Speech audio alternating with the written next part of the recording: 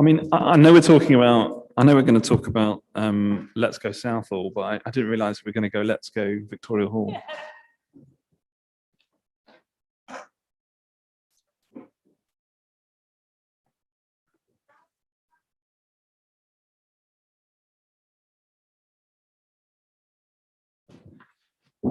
Going to amend Councillor Mafuse's portfolio to be cabinet member for backflips and gymnastics as well. I think we're going to get going. Yeah, I think if we could. Welcome everybody to Cabinet. We're going to get going. We'll do all the bits of the formalities. Apologies for absence. I don't think there are any. Urgent matters, not that I'm aware.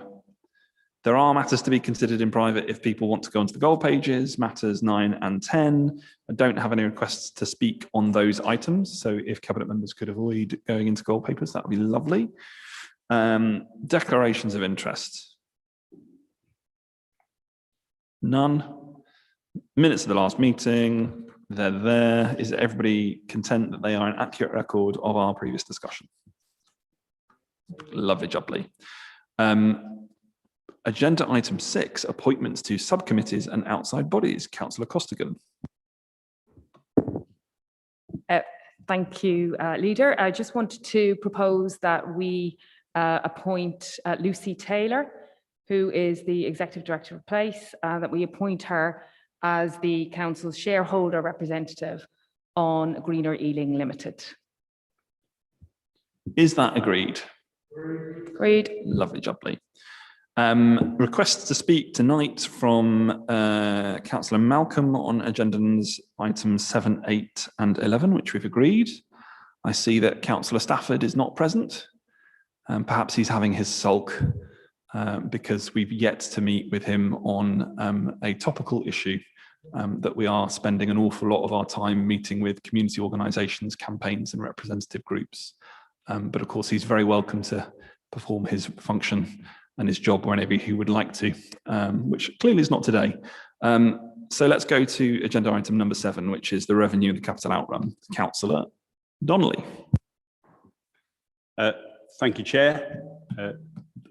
The outturn paper is before you. I know historically when we create a budget, we make a point of ensuring that we thank officers for the work they've done in putting that budget together. I think this year it's appropriate to ensure that we thank all our officers for the work they've done in bringing us to the outturn position that I am in a position to declare this evening. I don't think it's any exaggeration to say that this has been the most tumultuous, most extraordinary, unpredictable year, and our budget has been at various times full of jeopardy. There was no guarantee at various points this year that we would be in a position to declare any kind of balance of books, let alone a £2.4 million surplus, which is where we are at the point that the music stopped. But let's not be in any doubt about what that position is. It's not £2.4 million worth of money that we've stumbled upon. It means we are £2.4 million less worse off compared with a year ago than we had budgeted for. We are worse off than we were a year ago. And looking ahead, you know, that direction of travel shows no sign of changing. But to return to my theme, a huge number of our officers have not only gone out of their way during the course of the year in doing their jobs, they've gone out of their way in the course of doing other people's jobs, or indeed jobs that haven't even been thought of at the point that this original budget was put together. So we have a balance, represents about 1% of our budget in total. It's not a huge sum, £2.4 million. It's better than £2.4 million the other way. In reading the report, members will see, colleagues will see that there have been a certain amount of shifts around, particularly in some of the capital spend timing. A lot of that's connected with the fact that in the COVID world, spend that we had anticipated to be able to make, we weren't able to make. But happy to take questions in detail. And I think I just, I will bring Councillor Malcolm out, Councillor Donny, you're incredibly right. We still face the reality that even in the new context of COVID, we are landed in the context of 11 years of austerity, in which we have 40% of the budget that we had just 10 years ago, or 11 years ago, as the case may be. Perhaps, Councillor Malcolm, that's why your fellow opposition leader is not present to have that discussion with us, but you're very welcome. Go ahead. Thank you, Chair. The portfolio holder related to the question that I was going to ask, but it's what is the portfolio holder going to spend his unexpected underspend of 2.4 million on?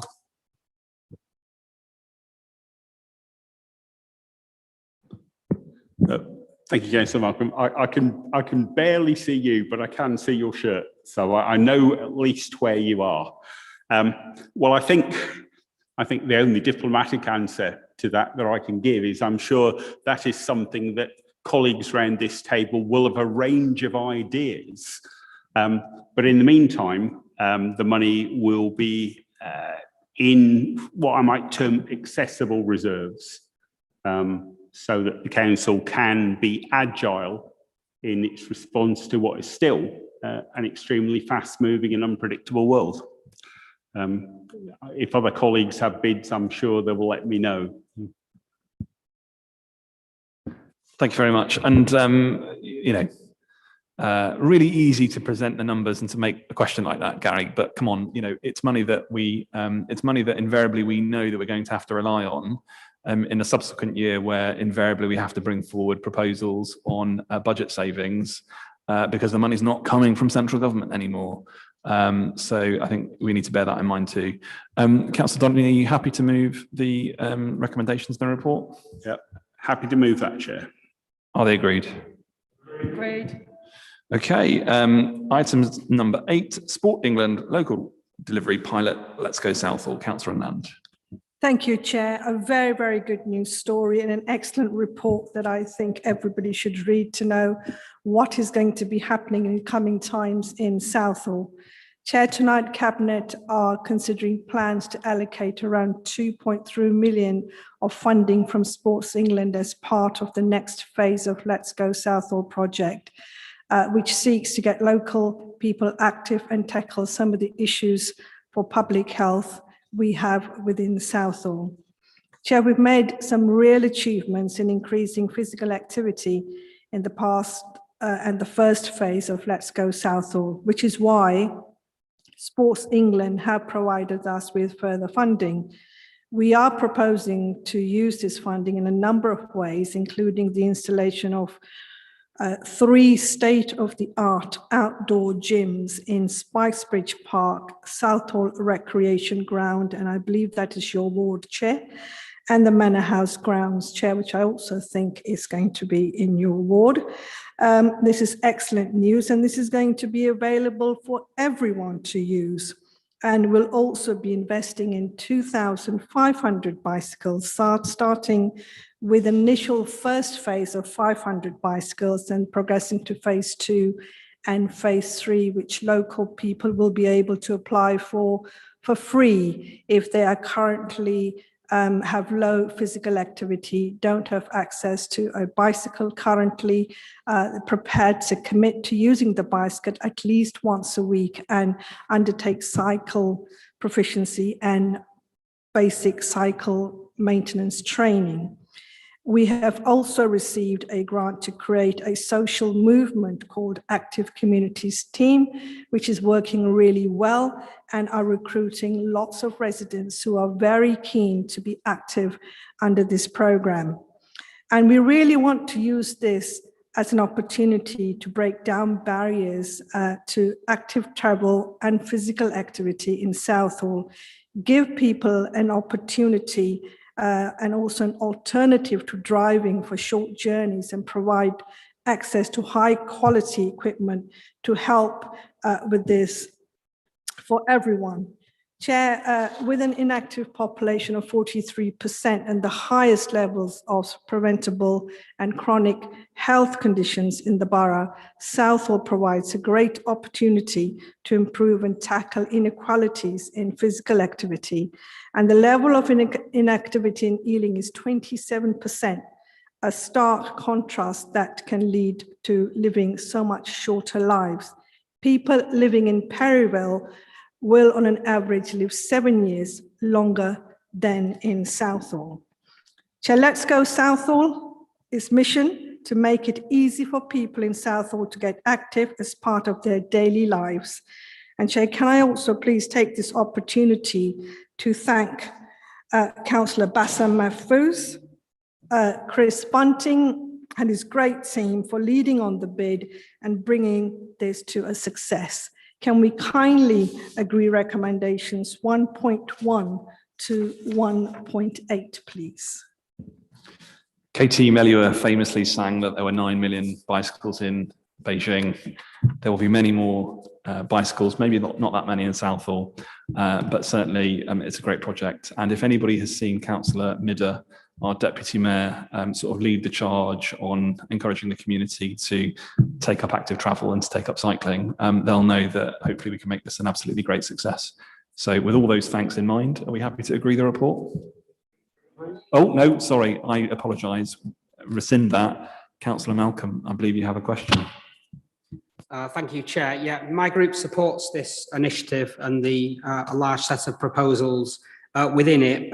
Certainly the element that relates to outdoor gyms, they've worked really well in Southfield and Acton, where the ward forums and other council budgets in the past 5 years have funded those sort of initiatives, and it's good to see them expanded into Southall. I've got two questions about this report. The first one specifically, how are those with physical disabilities or those with mental health conditions going to know about these types of activities that they can be involved in the coming phase? And then secondly, how will you evaluate what's the methodology going to be used, and how will you communicate the outcomes between the analysis of phase one and then the changes that may be made in the later two phases?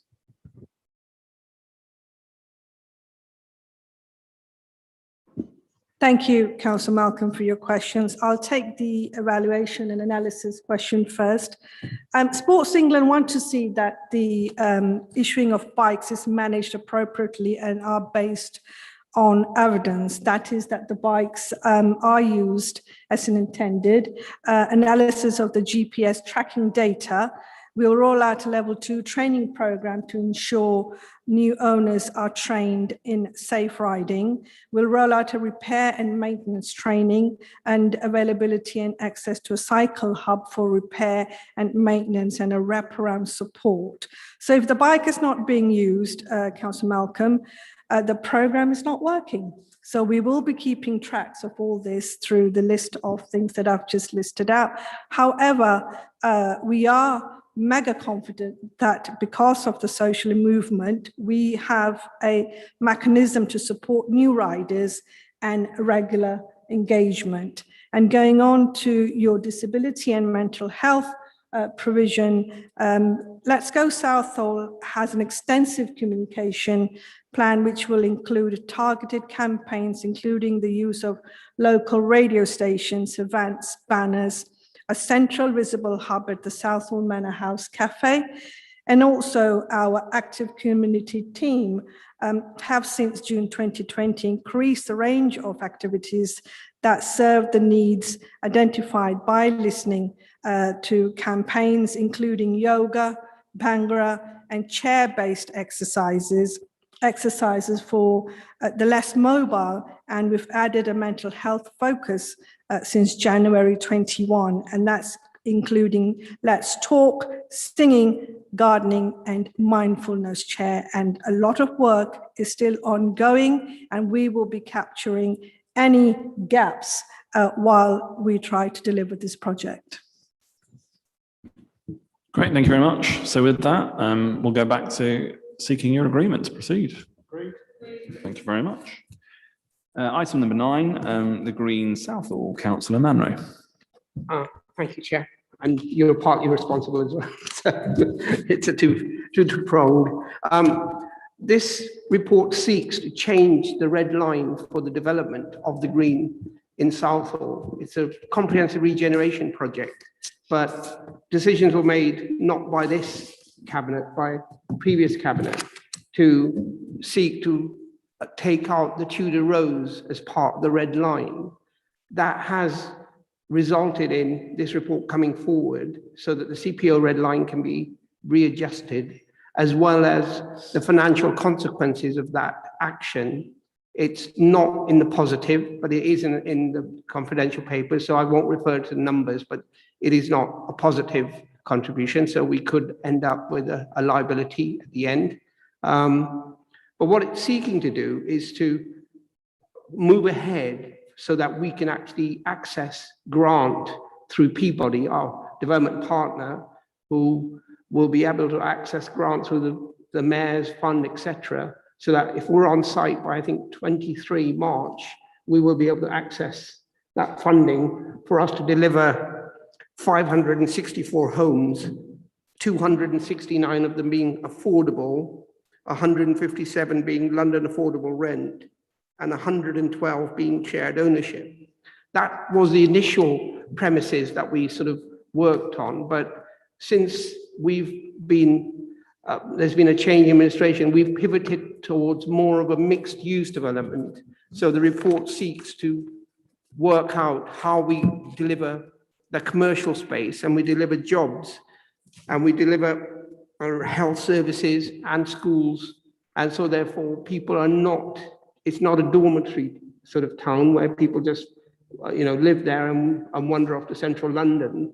We're seeking to make sure that we actually have high paying jobs as part of that development.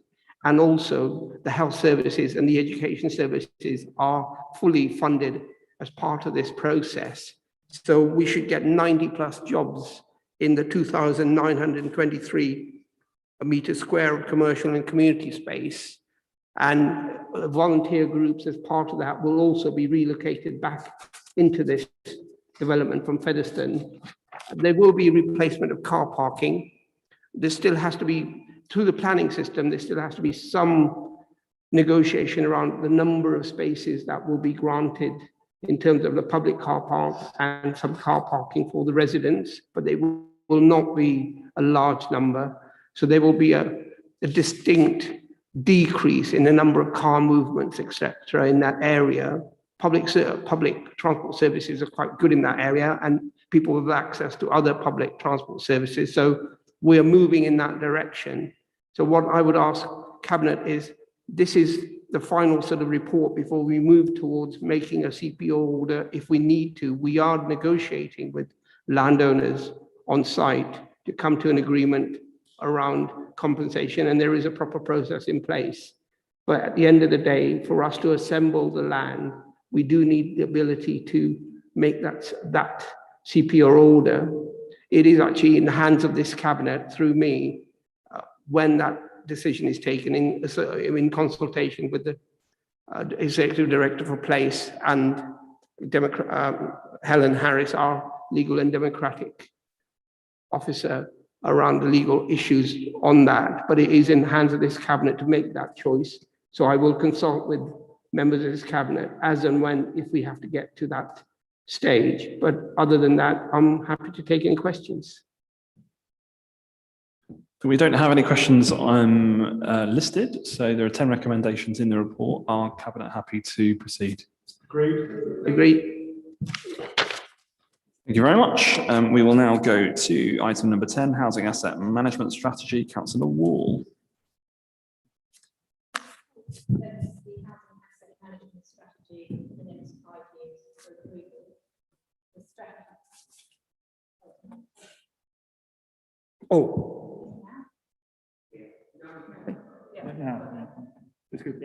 Yeah, it's on now. Okay, sorry, I'll start again.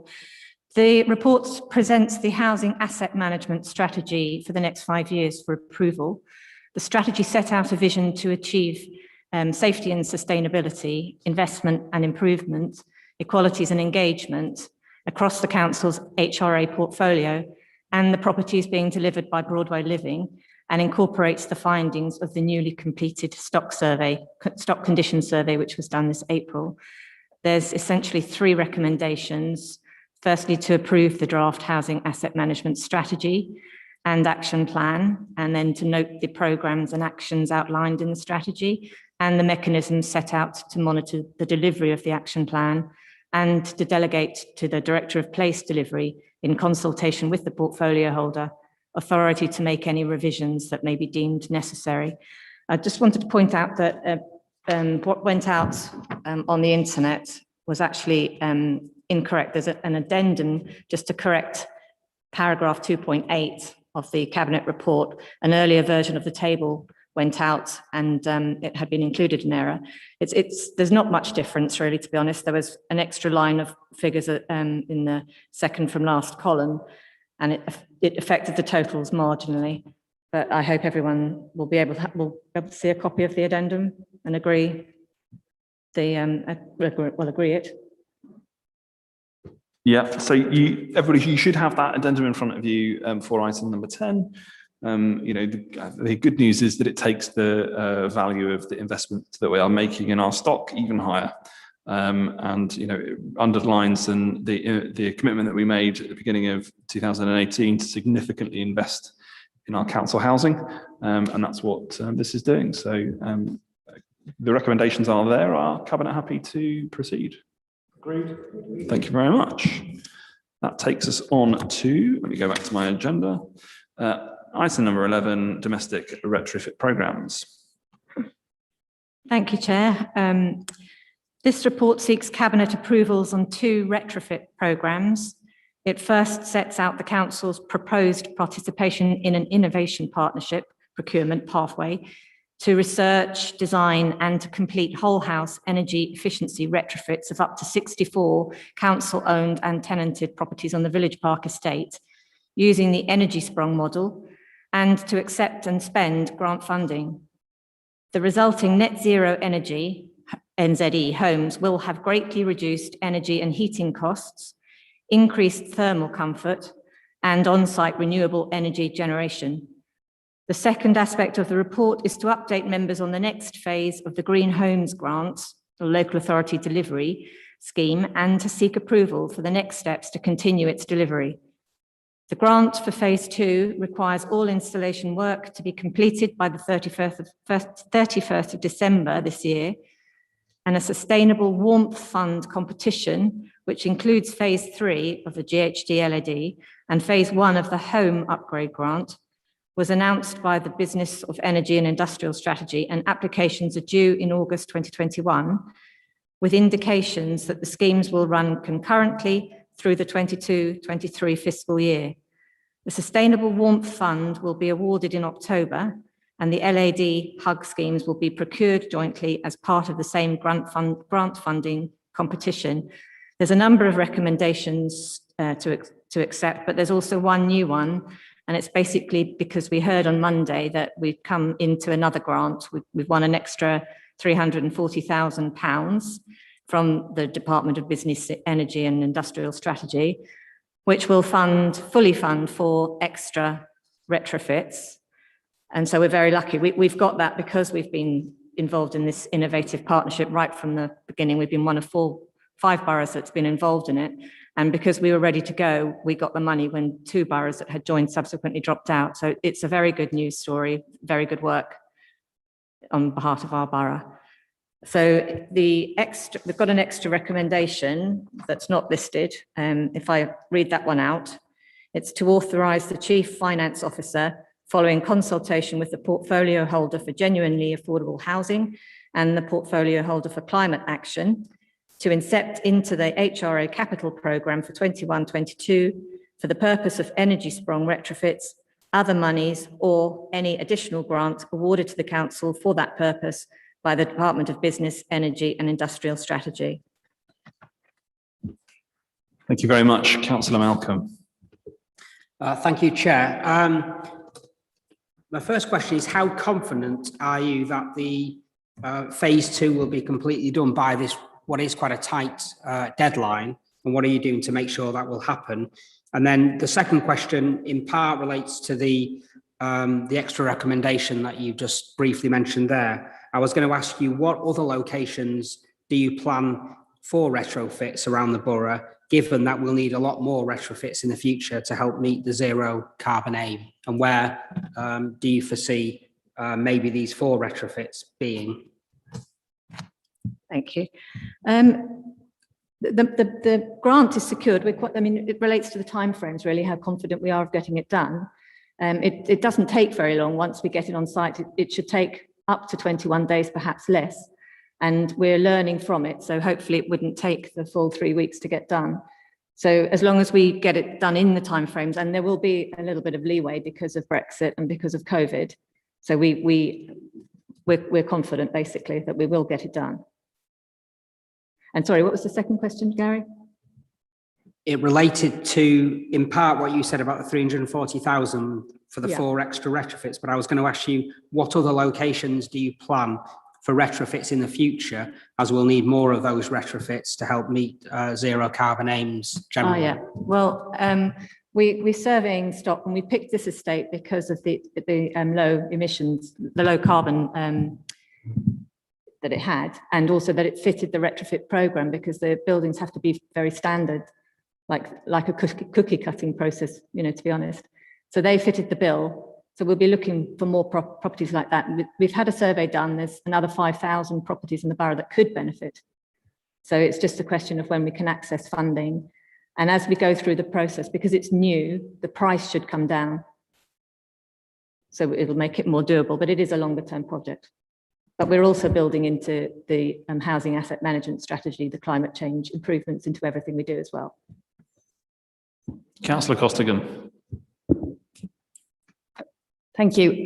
Just to commend the report that Councillor Wall has proposed, and it's a report that my name is on as well. I just might mention to officers, it's Deirdre with an R, Deirdre, D-E-I-R-D-R-E, but I'm sure you'll get used to it. But I just wanted to commend that report. It's a great report. And from the perspective of climate action, I think it really shows, as Councillor Wall has said, that Ealing is, able to deliver in this area, and we're recognised as being able to deliver, and that's the reason for the additional recommendation, that we are trusted to be able to bring forward these programmes. And this is obviously for net zero energy homes, which I think you said, could save residents about 300 quid a year on their bills. So it saves money, and I think it's really important that we, make that argument with people, so people understand that actually tackling climate change can have an economic impact, and it is also about tackling inequality and socioeconomic inequality in particular. But I think this is a foretaste of where we are going to be in Ealing. We want to be a leader when it comes to tackling climate change. This is just a taster of that. But I think Councillor Malcolm's question and Councillor Wall's response, there is still thousands of properties in the borough that could benefit from this. And what we do need is we need government action. So Ealing is here ready to act, and we're going to be as innovative and as creative as we can. But actually, there's a lot more funding that's required from government. The tiny bit of funding in this area in the moment is just a drop in the ocean. And I'm sure Councillor Malcolm would agree with us on that. Thanks. But I commend the report and we'll back it. 200 million of our own money going into our HRA, a bit of money coming from government in which we can do retrofit. But of course, if they give us more money, we can do much, much more. So a good report and an indication about where we're going forward. So unless there are any other questions or contributions, can we commend the recommendations? Fantastic. That concludes the meeting. The date of the next meeting is Wednesday, the 14th of July. So see you all then. Thanks very much.